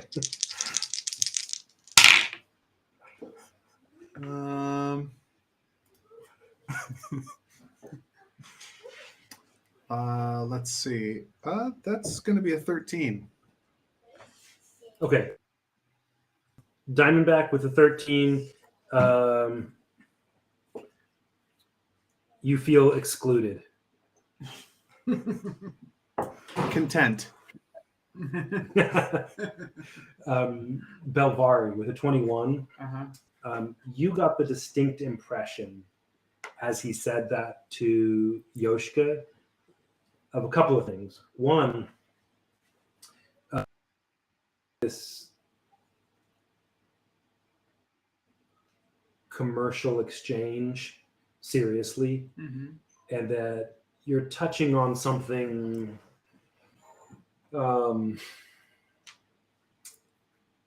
sort of fun worldview and temp idea of payment. And two, the other is that he was pointedly asking each of you for. Sorry, Toll, did you say anything? Did you respond? I thought you said something like yes. Yes to what? The task of the helping the unicorn get to her kind. He didn't speak, but he's willing to do that. Okay. Among the people who said various things, I thought you were, but the dragon read that as an affirmation. But Bavari, though unspoken at this moment, what your understanding of that is that Yoshka is something like on the line Mm-hmm. for this deal, as it were, and that the payment is On delivery. no, actually, he's giving it to you up front, but it's real. Like it's not. Not just some gems he had lying around. Yeah, That he doesn't even notice. that's that right. They're gone. Even if it were, every penny matters, so to speak.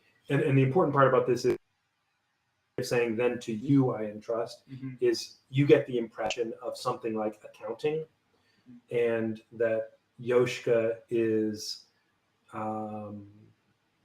accountable for the gems and the unicorn. It in particular, like each one, like did you use this and did you use it? Did you give it to some random person? Did you lose some? Mhm. Before this deal is done. Once the deal is done, who cares? Well, he's to lose. So Seeing all of that, Melvari raises up his shirt and shows the dragon, "Hey, look at this cool mark on my side." and the dragon sort of snorts good-naturedly at it, but the unicorn, seeing it, comes over and touches it with her horn, not scratching Okay. like you experienced before, but with a sense of what appears like familiarity, like somebody. What's that? I know that marker, and I know that person. Yeah, like you might see somebody at the Vietnam Memorial touching the stone or Gotcha. something like that. Like, oh wow, oh neat. What does the party see as he's showing this? The what? What The are rest of the the party. what do we see as you're showing this? You see a mark scratched in my side as if by a unicorn's horn. What is this? Oh, I got this back when I was hanging out with another unicorn. What? Remember when you were having lots of dreams that apparently we were all having? I was instead hanging out with unicorns. In the dream? No. No, in real life. They poked me with their horn. Well, I don't know. The unicorn. It fought you? No, it marked my side. Ah. And this particular one was with the dragons. Mm-hmm. I don't know if you tell them that. I'm just telling you. Does this give the impression of a Fair. puncture wound, or is it a scrape? It's more like almost a brand or tattoo. It's I've a, actually never. and he can't see it from where he is. Fair unicorn, does this help us in finding a way home for you?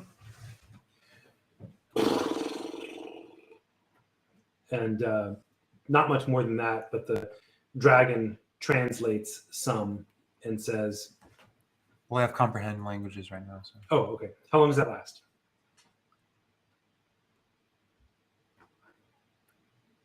One hour. Did you cast it again this morning? Oh, it's a different time. It's okay if you did. No. Okay. But the dragon basically says,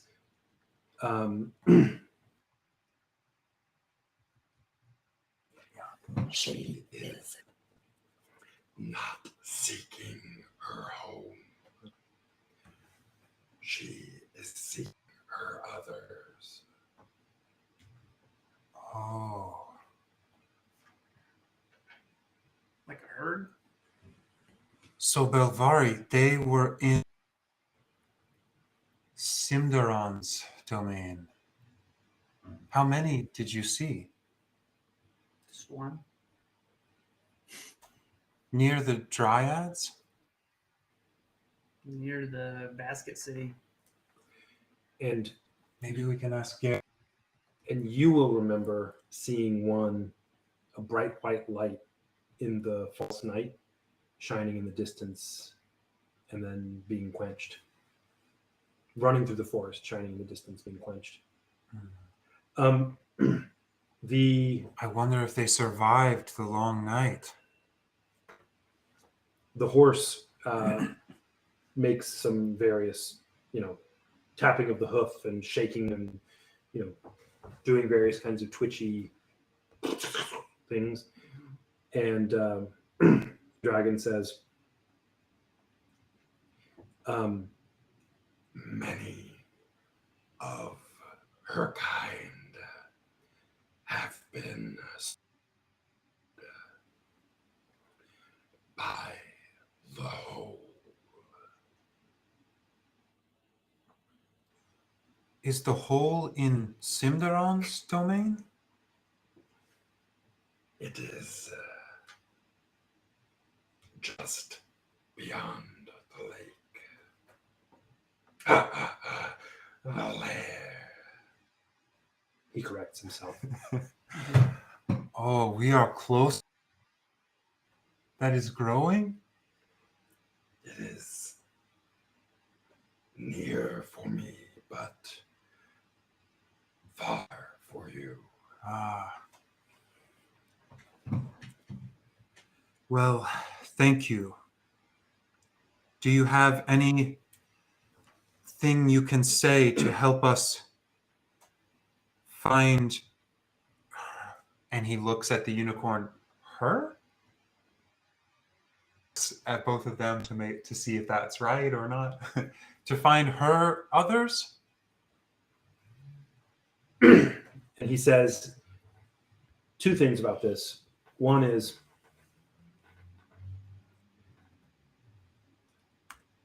let me see. Before my brood was taken from me, I knew the joy of a lair filled with a horde and kin. Recommend you know the same joy here. So that's the first thing he says. Pausing for a moment, he says, sorry, a little hard in my throat. Yeah. Pausing for a moment, he says, As for her kind, she will know better than I Even I do not approach the hole. But perhaps approach it you must. I cannot tell you what lies within.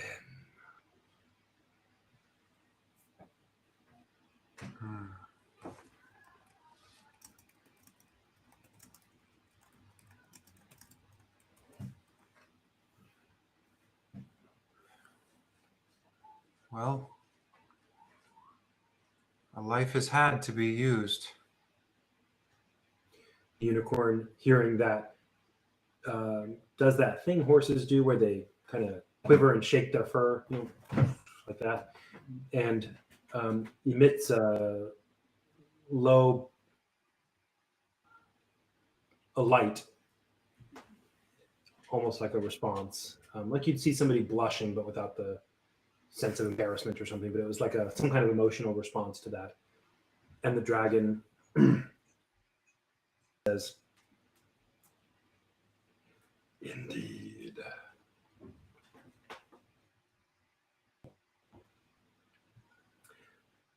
Ness has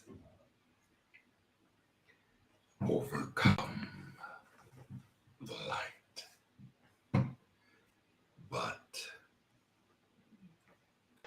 I think the light may live still within.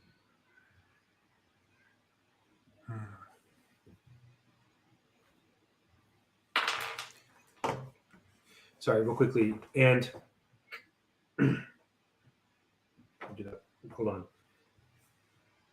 Let's go light this fire. I have to roll one.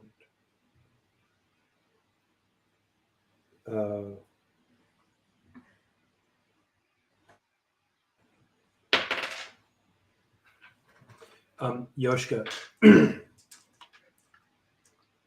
you've noticed you're not really paying attention, but since you woke up, you've had a pretty unpleasant headache.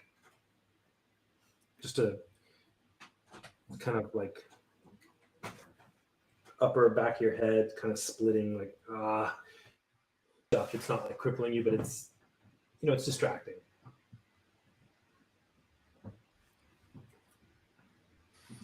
Did Toll need to sleep since he had already slept, or was it like that wasn't a restful sleep and he still needed rest? You, excuse me, you ate a lot and are recuperating your strength, but you would not have needed like a 8 hour sleep or something like that. You just rested or something like rested during the night. You could fiddle with your stuff or lay there and think about stuff, or I don't know, sing a song or something. Could I learn some components? You absolutely could. Okay, cool. Yeah, I can work with you on that async. All right. So the dragon seems he's unwound himself. It is the normal sort of dayish light, and the dragon seems to be contented with your deal. Things are there. Excuse me. Thank you. And he reaches his tail, and it's kind of pulls around you really, really long. But his tail makes a point and kind of digs a little pit sort of, with his tail, like a finger poking in the dirt for worms type of thing. And it's about 6 feet. He makes about a 6 foot deep hole, feet wide, and his offspring goes over to it and clatters and shakes, and a bunch of gems fall into the hole. And he pushes it closed, where a bunch you can't. There's not like you're not counting them. It was it was a fair number, and he puts it in his hole, covers it over, and leaves it to you to mark it or something, I guess, or take them or whatever. He seems contented with your deal. He has paid back his debt. He's ready to leave. and the unicorn's going to stay. Anybody want to do or say anything more? Before he leaves, well, I've been talking a lot. Does anybody else want to go first? Yes, I would like to make an insight check on this unicorn Okay. to see if it is going to lead us into the lair of an angry ghost. Okay, I'll tell you what we're going to do for that. Let's see. You're going to make an insight check about that. About specifically whether it's going to lead you into the lair of an angry ghost. Or other similar danger that the dragon wouldn't feel like telling us about because it's too wise and mysterious. Here's what we'll do. Dragon didn't deliver us lock, stock, and smoking barrel to the evil cult. I think you should roll an insight check, absolutely. I don't think you need advantage or disadvantage, but what I will do is I'm going to set your DC on this with a die roll of mine. Okay. Because you're looking for a really interesting kind of something happening in Diamondback psyche kind of thing. Okay, I've got a DC for you. All right.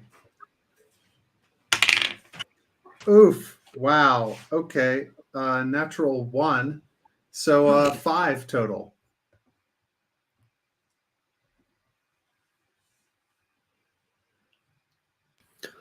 The dice tell their own story.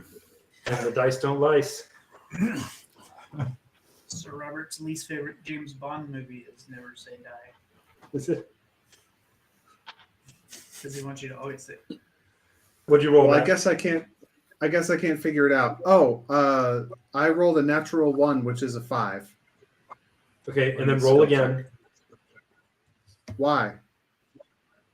What?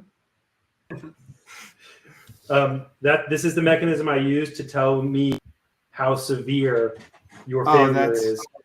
Fair enough. Natural 1. Natural You 1. can't usually critically fail skill checks, but okay. 17. Okay, so it's not that bad of a failure. Let's see. Your intuition is actually, you know what? Let's find out what your intuition is. So Robert's getting out his Ouija board. That's right. I think it's a wedgie board. Okay. Oh! You trust the unicorn more than the dragon. Sounds right. I was in battle with this unicorn. Yeah, that's right. We fought So that's where you alongside are. each other. You probably think something like, well, at least this unicorn has more sense than that dragon, or something like that. Inkatink goes up to the dragon and says, "This has been, without a doubt, the single greatest honor of my life." And she back to you, seemingly good-naturedly. No, to the dragon. Sorry, did I say Oh, unicorn? sorry, the dragon. Yeah, the dragon. The dragon. Yeah, you probably said it right. He laughs at you and towards you good-naturedly and says, I will see you again someday, little cousin.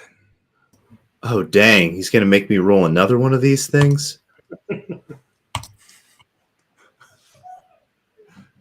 Yeah, that's a 2, total of 4. I think Inkatink stumbles backwards and lands on his butt and is just like fanning himself with his hand. so the younger dragon, the wormling, starts fluttering off and spiraling up to go into the canopy area. Bovary reaches out and gives the big dragon guidance once more. Says, hey, don't use this all in one place. And I want to look at that real quickly because I just want to understand something. Give me one sec.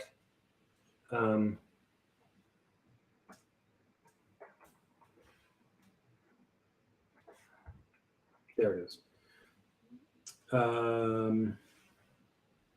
He has to use it within a minute. So Sure.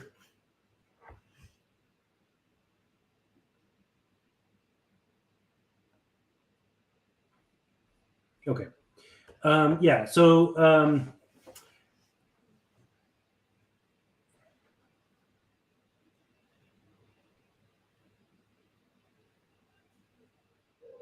I was just looking at the ancient copper dragon.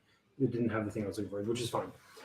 It laughs and appreciative. It's appreciative, and it also starts winding its way. And as it has usually done, it slithers away from you some before taking to air, so that it doesn't damage you all in the process.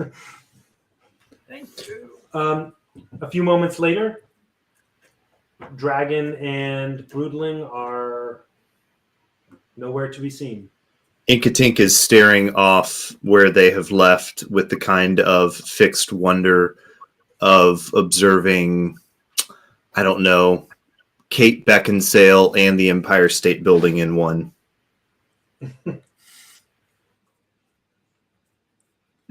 Okay. So what? Now what? Well, fair unicorn,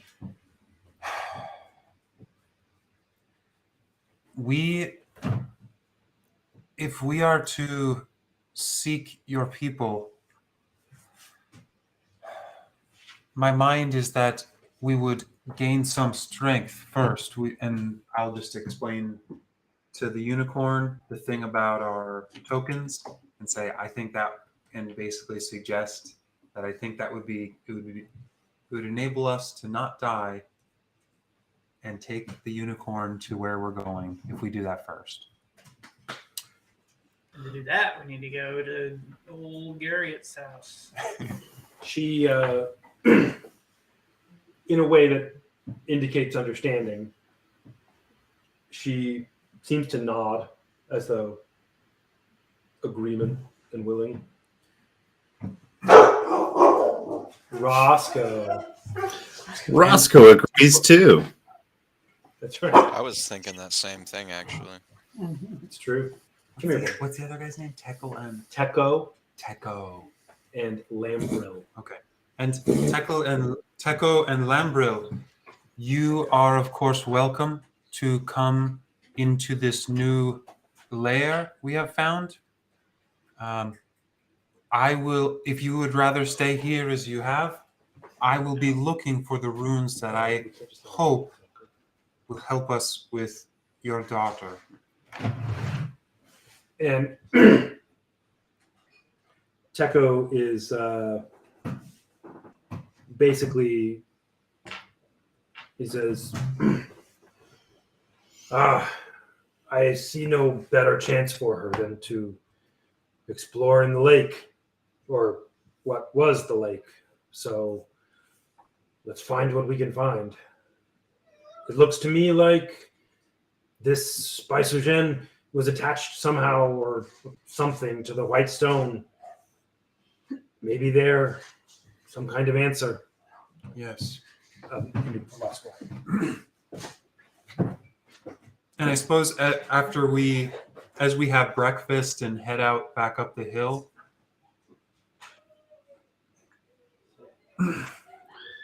I'll be asking Teco his experience with the white stone and just asking questions from various angles to see if I can learn anything new about the white stone. Ah, yes, NPCs, a rich vein of information in this world.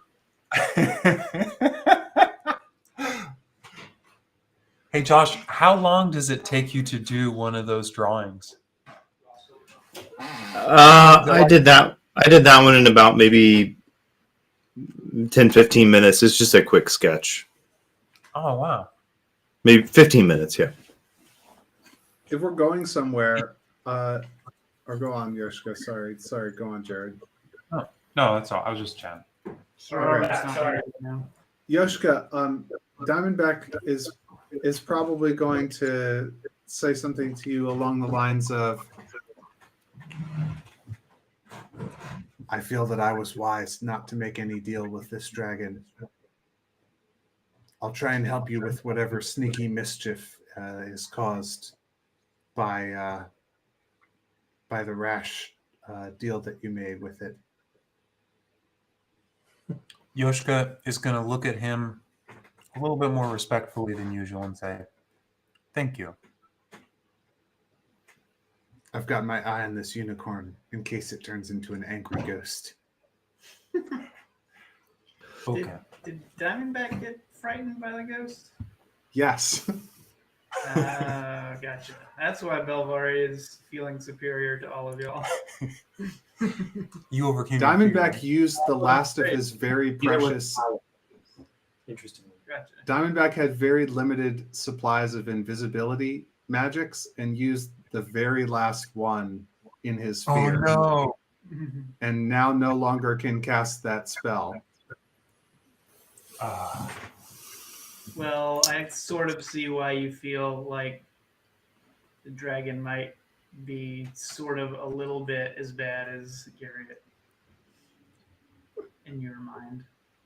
So if nobody's opposed, I suppose we'll just go and set to work getting towards that white zone in the center. And not to Garriott. Yeah, I was. Whatever. Yeah, if you say that, Inkatink says Garriott. We bought all these crystals. Oh yes, we have the gems now. Oh. Okay, well, shall we send our feathered friend on his way? I have a suggestion. Okay. As a DM, or really as a listener. Consider figuring out what makes sense to secure your.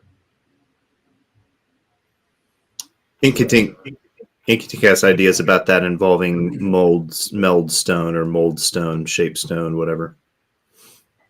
Ah.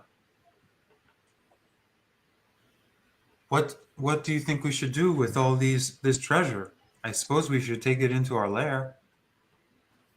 Inkatink uses minor illusion to show the image of the stone opening up into a aperture, putting the gems inside, and then sealing it.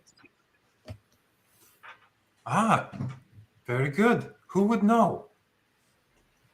I would know. Inkatink points at everybody in the group, like us. We would know. Us. Let's do it. So I suppose we want to store most of it and then what? Fill our pocket. How We big- want how to big is give this you like thing? 12. We want to use 12, give you 12 to get back, and probably give you like 120 to bring Garrett's village if possible. Oh yeah, that way we can bring a whole army through. What is the 120 for? If we have to use 12 for each person You for don't. this You have to portal. use 12 for the gate. Oh, cool. Okay. But the gate does only open for 6 seconds.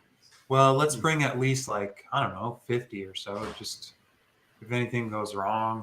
I mean, we should bring all of them into the. Well, we should ask how long the gate opens for. We shouldn't tell the DM it's only open for 6 seconds.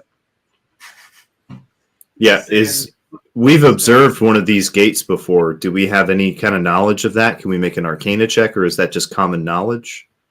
I mean, the spell does say 1 round, so Dwight's right. You have gone into it, and from the inside of one, you were longer than 6 seconds in the gate. I mean, with it. Okay. But Well, interpret it how you will. let's try to haul all of these to the it seems to me to make most sense to keep them all at the portal. Ooh, maybe we Put a could big stone there. cast the circle here and go over. You know, we got all these gems. Start using them like crazy. Just Ah. take them through this portal over to the circle. Well, The only problem with that is that they're going to be coming back through that other gate, which will be a little trek away, and they'll be lost in the middle of these ruins. So we should at least send someone there to be a reception party. No. No. Who all is going back to Garriott? I'm gonna stay here and be ready to kill Garriott's army when it comes through the circle. I'm game to go Diamond. back. Okay. So at least Yoshka and Inkatink. Diamondback, are you wanting to go to Garriott's, or are you wanting to stay with the home team? I think more of us should go over. That way Garriott can pick us off small party by small party. Why Come do if you you want. mistrust Garriott so much? Because he sent us Garriott to. sent us to a murderous cult that He tried did to send kill us to all the of us. murder cult. Yeah, I think They weren't going to try to kill us. Oh, they were just going to kill us. No, they were hosting us. They were fattening us up so that they could kill us. Is this I what think that Garriott Hitler- didn't know. Belvari is saying? Yes. Okay, great. So this is a real conversation. Yes. Okay. I think that Garriott did not know of the evil ways of Talad's I think people. Garriott paid for his safety with our lives. You know, there are some things we don't know what Garrett was thinking, but he did show us very much goodwill, and he did save our lives in the beginning of the long night, and he did say some things. Not all that glitters is gold, and something about my parents. Like he knew what they were doing. So here's Diamondback.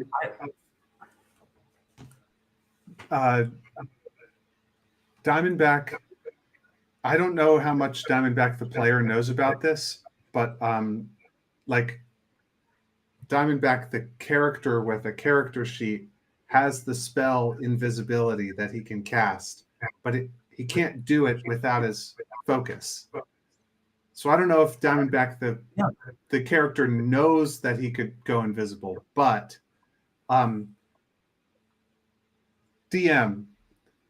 how much about what's on my character sheet and what Diamondback will be able to do if he gets his focus? Because I took a feat that gives me the invisibility skill, or the invisibility spell, and my last level up. Does Diamondback know that once he gets his focus, he will be able to cast invisibility without components at will? An per appropriate day.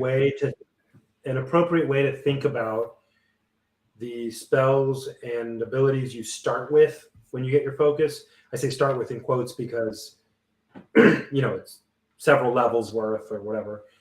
An appropriate way to think about that is that it's a manifestation of your character's deep desires. Like, for example, Diamondback wanting to be able to be invisible. So as far as depending what you mean by knowledge, does he know? Probably a reasonable way to think about that is he yearns for that. And that's in world, that's going to be the explanation I have for why he's able to, instead of like learning it like in a wizardly way, but like he loves that magic and he's used the whatever. Oh. That said, I'm willing for you to interpret it with in terms of things like knowledge, to the extent that an anime character could do so. With fighting spirit, you can do anything. Oh, let me propose that the way I was imagining for it to happen is that Diamondback has a bunch of lore in his spell book, which is like scratched runes on teeth on his necklace, or snake bones and things on his like sweet voodoo necklace.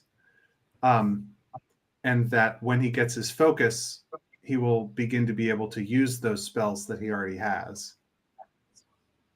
That works for me. That is a manifestation of his desire, the ones that he has carved.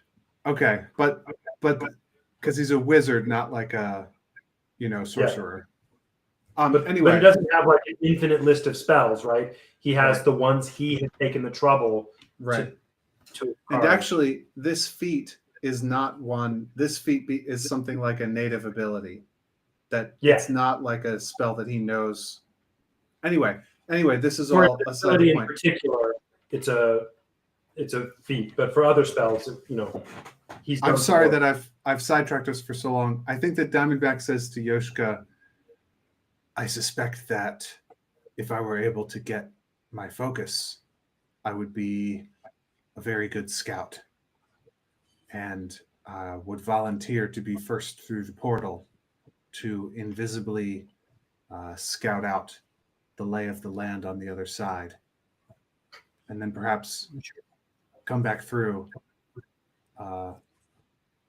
and bring the rest of you if necessary. Why don't you just go get your token and Inkatink and I will go ahead. You can catch up, and if there's any trouble, it would be very helpful to have someone come through unseen. I'll help you get your focus. All right, we're splitting the party. But we'll split from the our new stone house, black stone house. Toll, Patrick, do you want to weigh in now or next session as far as which pair you want to go with? It'll be you, Neno, and Talid have not weighed in, but right now we've got two seed parties of two. It's Yoshka and Inkatink on the one hand, Belvari and Diamondback on the other. Yeah, the unicorn seems a better time than going back to the dude who almost sent us to our deaths. So that's my initial inclination. Okay. Toll can go for Inkatink. Go with Belvari and Diamondback, and we'll have Jared. We'll have Yoshka and Inkatink going to Basket Town. I'm going to find out. What's Nino going to do? What's Nino doing?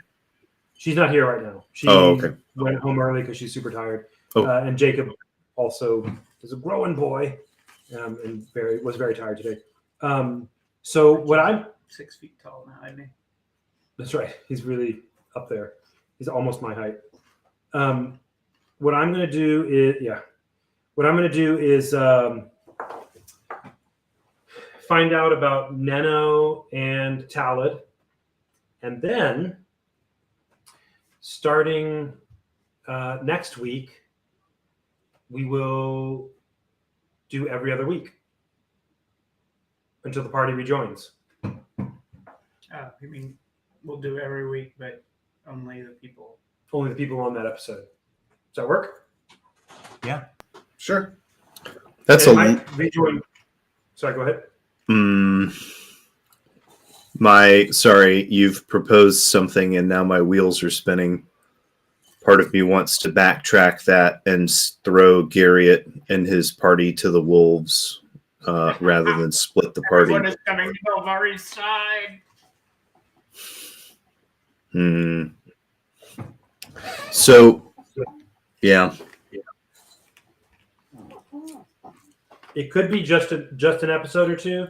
Yeah, could you be might longer. Just go Who over knows? and he'll be friendly and he'll just give you candy and there won't be any, murder involved. There's a non-0% chance that Inkatink will leave and Gulb will come back, so I'm down. All right. Zolb or Golb? Oh no. There is no Gulb. There is only Zolb. All right. Well, that's where we will end it. It is 10:04. Thank you for your patronage and patience. Have a terrific evening. You can find out more about the stories we are telling and the world that we are telling them about at the starfallcollective.com. please feel free to go there and order your subscription online today. There's What no was it website. we were offering them last week? I think it was $59.99. That's right. But they Premium got membership. something for it, right? That's For right. behind the scenes content, like I don't know, That's whatever right. B-roll doesn't go in the episodes on YouTube. That's what it is with director's commentary. DM's commentary, where I tell them basically I just narrate what I'm actually saying. So In real intelligible. time. this So is an me actual thinking- intelligible show. Okay. That's right. Okay. Well, great. Thanks, everybody. I will tell you before too many days, like with plenty of days' notice, which half is going next week. Gotcha. Okay, so possibly next week will be our first split if Inkatink doesn't switch sides, causing Yeah. Yoshika to then switch sides also. Maybe. All right. Also, there's a good chance that Neno is going to want to go Mm-hmm. or stay. I don't know who's going Yeah, to do yeah. that. All right. Have a good night, y'all. Night, night.